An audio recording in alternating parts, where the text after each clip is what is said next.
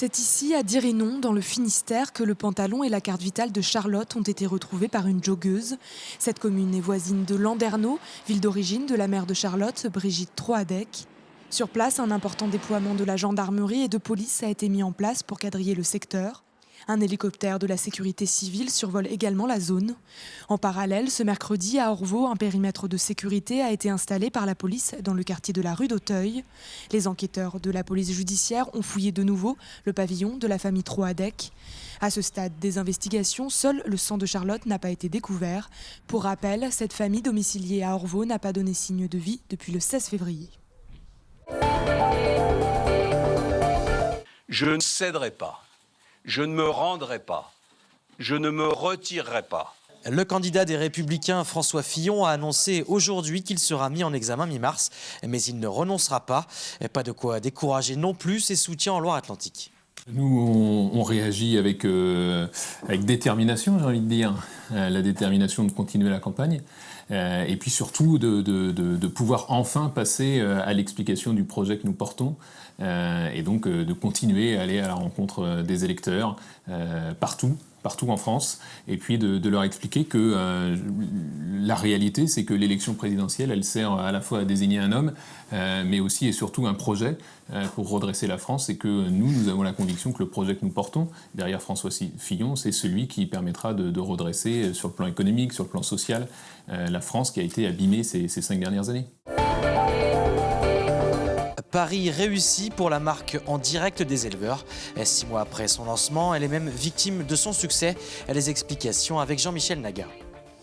650 000 litres de lait par mois, et pas n'importe lequel, celui de la marque en direct des éleveurs lancé il y a 6 mois seulement. Du lait sans OGM, sans huile de palme, et transformé dans leur usine sans aucun intermédiaire. Et la clientèle est au rendez-vous. On dépasse les 15% de part de marché dans des magasins sur le rayon lait, sur le rayon UHT. Donc aujourd'hui c'est une belle victoire, une première victoire. On sait que le travail n'est pas fini, qu'il est encore long, mais c'est déjà un premier signe de réussite, oui. À tel point que la société est aujourd'hui victime de son succès. Elle manque de lait. L'objectif à présent, passer de 7 à 14 exploitations dans les Pays de la Loire pour doubler la production et créer 6 emplois d'ici le mois d'avril. Ce modèle de circuit court permet de garantir de meilleurs revenus aux éleveurs, et l'idée fait son chemin en Bretagne et ailleurs. Dans le sud-ouest, on a eu des appels dans l'est de la France et en Haute-France. Donc voilà, mais on a eu aussi des appels en Belgique et en Italie. Donc même sur le marché européen, il y a des gens qui s'intéressent en tout cas au changement de modèle agricole. Un modèle qui se développe au-delà des espérances. D'ici l'été, l'usine de Remouillé devrait atteindre le seuil de 16 millions de litres par an. Sur le papier, les éleveurs avaient prévu d'atteindre ce niveau en 2019. Une plaine des sports New Look d'ici 2022, c'est l'ambition de la ville de Saint-Nazaire. De nouveaux équipements sont prévus. Présentation avec Éric Egon. Non, la soucoupe de Saint-Nazaire ne sera pas laissée à l'abandon. Ce sera même le point central de la future plaine des sports de Saint-Nazaire.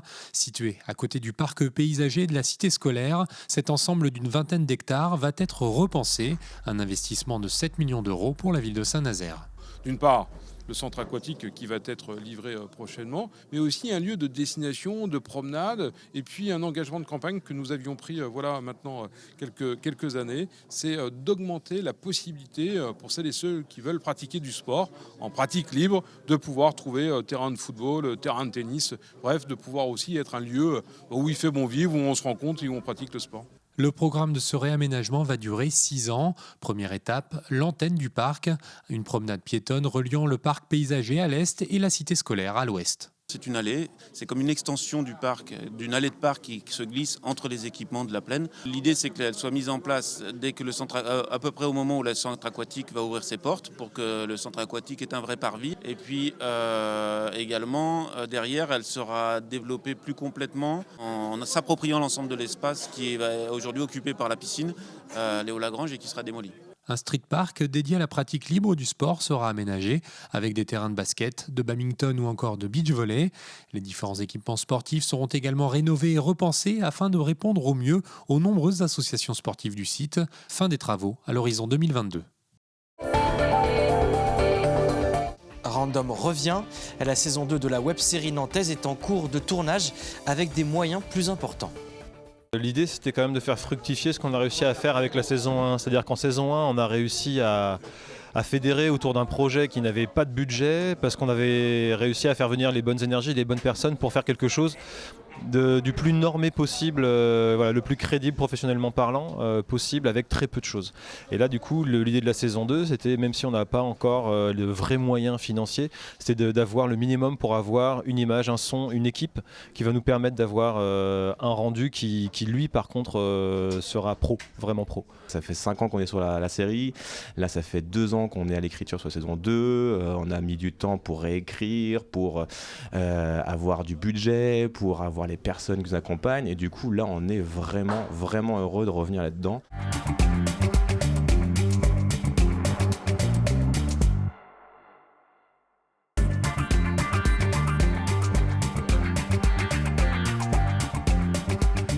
Cette signature correspond à une volonté des 2 grandes intercommunalités que sont la Carène et Nantes Métropole de se rapprocher de façon durable par un contrat à longue durée pour devenir ensemble les autorités concédantes de l'usine de traitement de déchets ménagers et de valorisation de déchets Arc-en-Ciel à Couëron, ce qui permet à nos 2 territoires de définir ensemble d'une solution commune pour le traitement, le centre de tri, le traitement et la valorisation de nos déchets. Donc c'est ça qui est la grande avancée de cette convention d'aujourd'hui.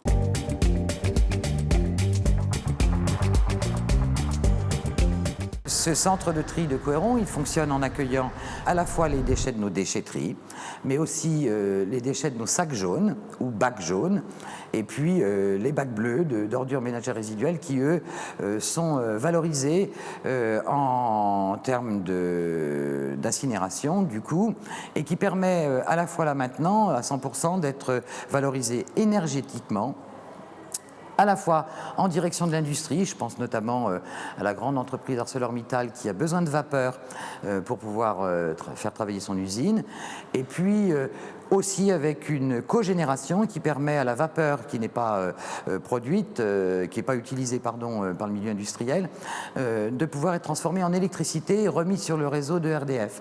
Un centre de tri, il est là pour permettre de réduire au maximum la fraction des déchets qui doivent être incinérés, qui doivent être valorisés de façon thermique. Le tri permet la valorisation matière, c'est-à-dire le tri permet de recycler un certain nombre de déchets qui n'ont pas forcément de valeur économique, mais qui vont en retrouver une dans une filière soutenue par des filières telles que des organismes tels que l'ADEME pour pouvoir retrouver une utilisation.